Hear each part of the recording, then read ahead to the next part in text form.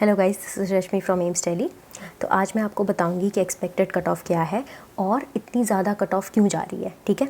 और अब मैं आपको हेल्प करूंगी ये बताने में कि आप अपना एस्टिमेट कर सके रैंक और पता कर सके कि आपको कॉलेज क्या मिल सकती है, ठीक है। सबसे पहले बात करते हैं कट ऑफ़ की।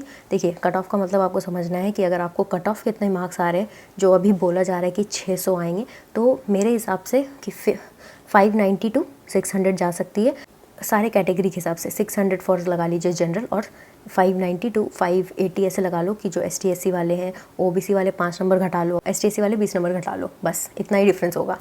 अब पहले आपको ये समझना है कट ऑफ का मतलब क्या होता है। कट ऑफ का मतलब ये होता है कि ऑल इंडिया काउंसलिंग के थ्रू लास्ट सीट क्या फिल हुई है, कितने नंबर पे। लेकिन ऑल इंडिया में आपको ये भी समझना है, ऑल इंडिया काउंसलिंग में सेमी गवर्नमेंट और प्राइवेट कॉलेज का भी एडमिशन हो जाता है और डेंटल भी मिलती है उससे। इसीलिए अगर आपको कट ऑफ कितने मार्क्स आ रहे हैं तो आपको ज़रूरी नहीं है कि आपको ऑल इंडिया कोटा में एडमिशन मिलेगा। अब आपको ये समझना है कि ये ऑल इंडिया कोटा क्या है। देखिए, जो काउंसलिंग होती है वो दो तरीके से होती है, ठीक है। एक सेंट्रल काउंसलिंग और एक स्टेट काउंसलिंग। तो ऑल इंडिया कोटा में जो रैंक आती है वो आपको 15% सीट के हिसाब से मिलती है कॉलेज, जो 15% सीट हर स्टेट में होती है, ठीक है, जो सेंट्रल काउंसलिंग के अंडर आती है। समझ गए? जो सेंट्रल काउंसलिंग है वो ऑल इंडिया कोटा के रैंक के हिसाब से मिलती है, ठीक है।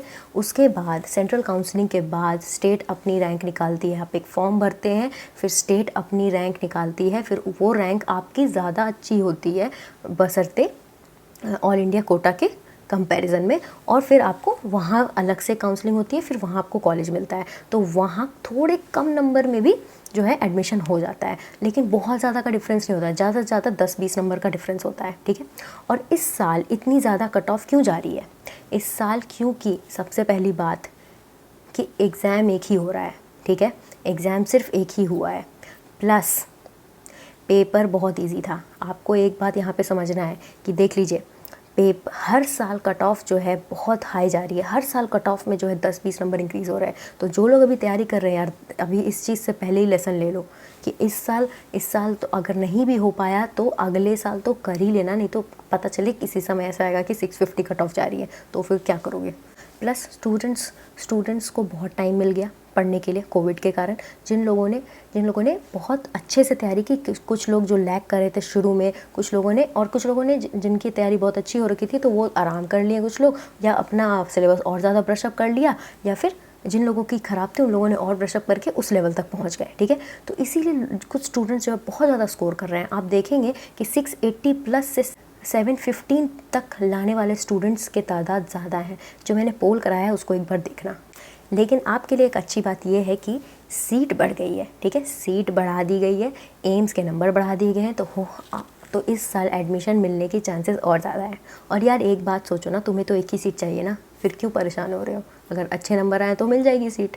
अब रैंक पे आते हैं। रैंक कैसे डिसाइड होती है? आपने अपना नंबर तो कैलकुलेट कर ही लिया होगा कितने आ रहे हैं, और ये भी पता होगा कि आपको बायो, केमिस्ट्री, फिजिक्स में कितने आ रहे हैं और नेगेटिव कितना किया है। तो देखिए, अब जैसे कि मान लीजिए दो लोगों को एक ही जैसे नंबर आए हैं, तो कैसे रैंक डिसाइड होगी? या फिर 1-2 नंबर का डिफरेंस है, ठीक है, तो जिसके सेम नंबर है उसके लिए टाई ब्रेकिंग रूल्स यूज़ किया जाता है। उसका क्या क्राइटेरिया है? पहले देखा जाएगा आपके बायो में कितने नंबर है, जिसके बायो में सबसे हाईएस्ट होंगे उसको ऊपर वाला रैंक मिलेगा। फिर केमिस्ट्री, फिर फिजिक्स, फिर देखा जाएगा कि एक्यूरेसी कितनी थी, कितना आपने नेगेटिव किया है, ठीक है, उसके बेसिस पे। फिर आपको देखा जाएगा अगर आपकी बर्थ डेट ज़्यादा होगी, ठीक है, अगर आप एल्डर होगे दूसरे कैंडिडेट के कंपैरिजन में, तो आपको उसके ऊपर वाली रैंक मिलेगी। समझ गए? अब जहाँ तक देखा जाए कि कॉलेज कैसे मिलेगी, ठीक है, कॉलेज जो अभी आप देखेंगे कि जिन लोगों को 700 प्लस या 690 प्लस आ रहा है, ठीक है, उन लोगों को एम्स और जिपमर वगैरह मिल जाएगा, ठीक है। जो लोग OBC से, ST SC से, OBC वाले 5 नंबर घटा लें, ST SC वाले 10 नंबर घटा लें, ठीक है। आज जितने नंबर हैं लोगों के उस हिसाब से आपको कॉलेज मिलेगा ऑल इंडिया कोटा के थ्रू। लेकिन जो स्टेट काउंसलिंग होती है उसमें बहुत ही गोल्डन अपॉर्चुनिटी होती है कि आपको अगर थोड़े कम नंबर भी हैं, जैसे कि 560 भी आ रहे हैं, 570 भी आ रहे हैं, तो भी आपको कॉलेज मिल जाएगा, ठीक है। लेकिन आपको वही वेट करना है, काउंसलिंग अटेंड करनी है, लास्ट तक काउंसलिंग में रुकना है। मुझे याद है कि मैं अपने एक बिहार के काउंसलिंग में मैं सुबह के 7 बजे से लेकर रात के आई थिंक 12 बजे तक रुकी थी, ठीक है। तो इस तरह से होता है। तो आपको लास्ट के मॉक काउंसलिंग भी अटेंड करनी, क्योंकि अगर आप नहीं वहाँ पे होंगे और आपके एक रैंक नीचे वाला भी स्टूडेंट होगा तो आपको कॉल नहीं किया जाएगा, उस बंदे को मिल जाएगा वो सीट। ठीक है। तो आपको काउंसलिंग ज़रूर अटेंड करना है। मुझे पता है बहुत सारे स्टूडेंट्स गिव अप कर दिए होंगे और वो उन्होंने पढ़ना शुरू कर दिया होगा। ठीक है, पढ़ लो यार, पढ़ने में कोई दिक्कत नहीं है, लेकिन काउंसलिंग छोड़ना मत, ठीक है। जब तक काउंसलिंग ना हो जाए तब तक अपने घर पे ही पढ़ते रहो। अभी कोई कोचिंग वैसे भी नहीं खुली है, कहाँ जाओगे पढ़ने के लिए। तो गाइज़ दिस वाज इट। और मेरी आपसे रिक्वेस्ट है कि जो शाम को वीडियो आएगी वो कम्प्लीटली एम्स के ऊपर होगी, ठीक है। कि एम्स में एडमिशन के लिए क्या क्या, कितने नंबर एग्जैक्टली चाहिए और अभी भी कैसे एम्स डिफरेंट है दूसरे कॉलेजेस से, वो मैं आपको बताऊंगी, ठीक है। तो शाम की वीडियो ज़रूर देखें and thank you so much.